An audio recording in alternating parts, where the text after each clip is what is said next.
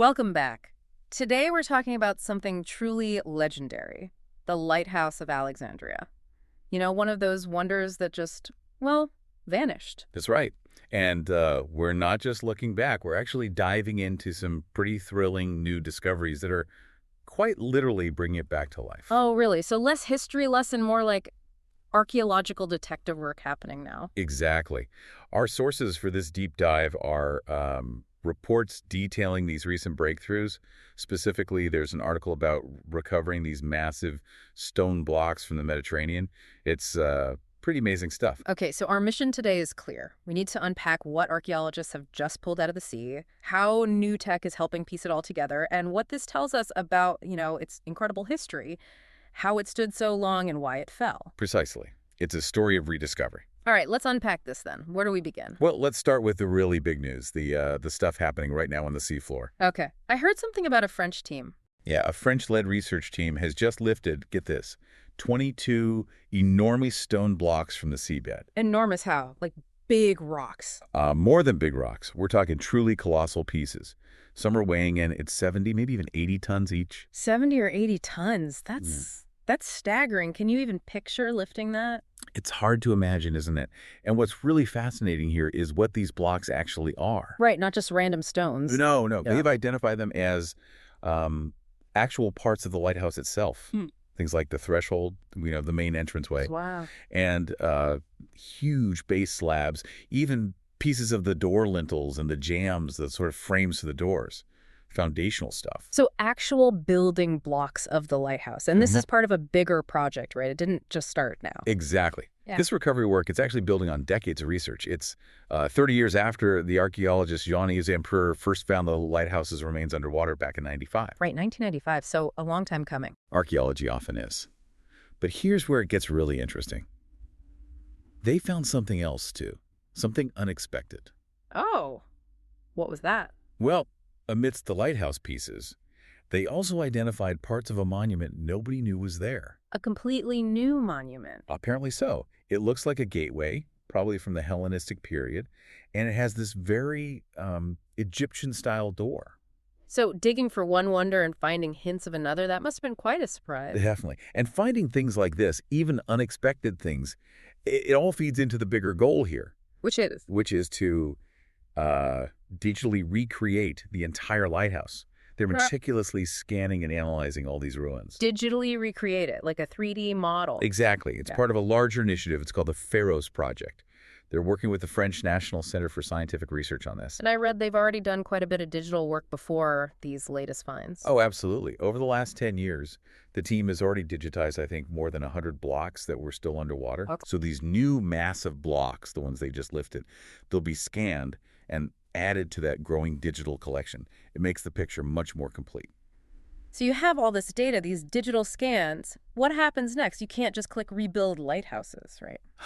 No, not quite.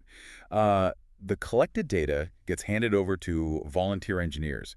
They're with La Fondation Dassault Systems. DAS systems. They do a lot of high-tech 3D stuff, don't they? That's them. They're experts in this kind of virtual modeling and simulation. They've been supporting the project for about 3 years now. So these engineers, they take the scans. And they essentially try to solve this giant ancient puzzle. They virtually reposition all these scanned blocks to figure out how they fit together. Wow, like the world's oldest, heaviest jigsaw puzzle. Sort of, yeah.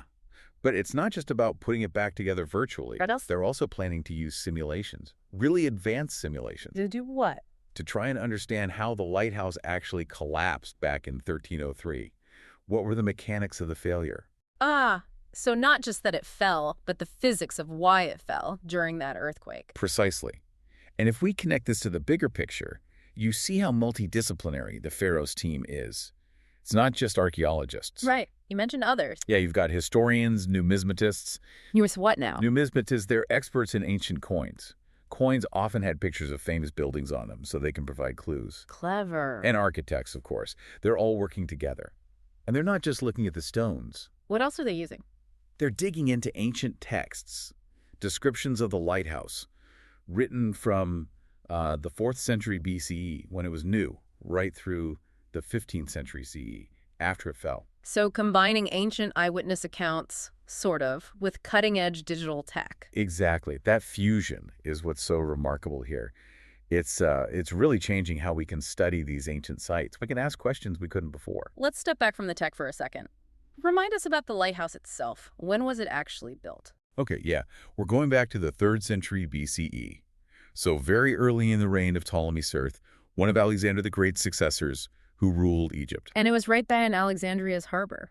On an island, actually, the island of Pharos, right near the harbor entrance on the Mediterranean coast, a very prominent spot. And it was Big. Oh, incredibly big for its time. It stood over 300 feet tall. 300 feet. How does that compare to other things back then? Well, think about it. That made it one of the tallest man-made structures on Earth. Only the Great Pyramid of Giza was taller. Oh. So it wasn't just a lighthouse, for ships. It was a massive statement, a symbol of Alexandria's power and a real technological marvel. Which raises that question. How did they build something that tall, that complex back then?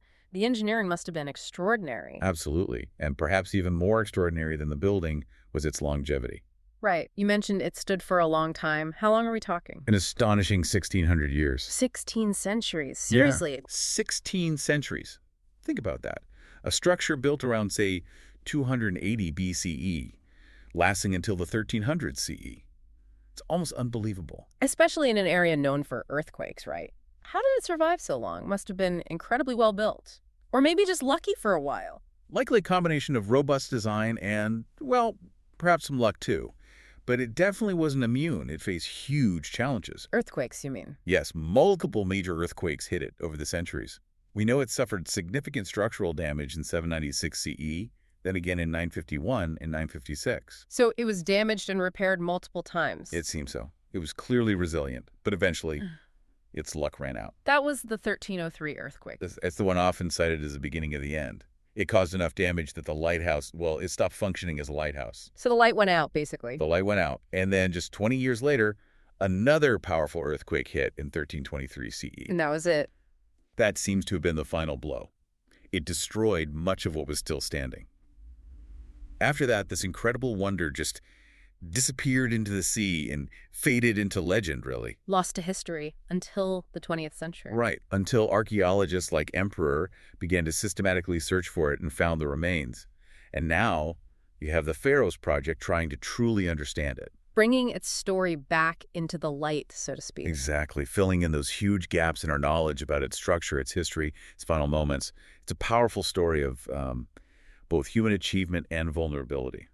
So let's try and wrap this up. We've gone from its ancient construction, this towering symbol, For 1,600 years. through centuries of earthquakes, its final collapse, vanishing beneath the waves, To being rediscovered in modern times. and now being digitally rebuilt using these incredible new finds and technology. It's quite the journey. It really is. And it highlights this amazing synergy, doesn't it? Yeah. Between digging into ancient history and using the most cutting-edge tech we have today. The project, like we said, it's not just about seeing what it looked like. It's trying to grasp how it was built, how it worked, and the physics of how it eventually failed. It really bridges the past and the future of archaeology, as you said. Like so. It really makes you think, doesn't it?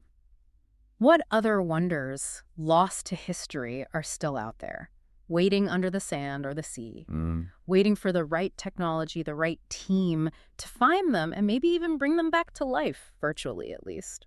It's a fascinating thought. Imagine the secrets still buried. Yeah. Secrets we could unlock just by connecting these old sites with new digital tools. The potential is just immense. A lot left to discover. Thanks for unpacking that with us today. My pleasure. It's an incredible ongoing story.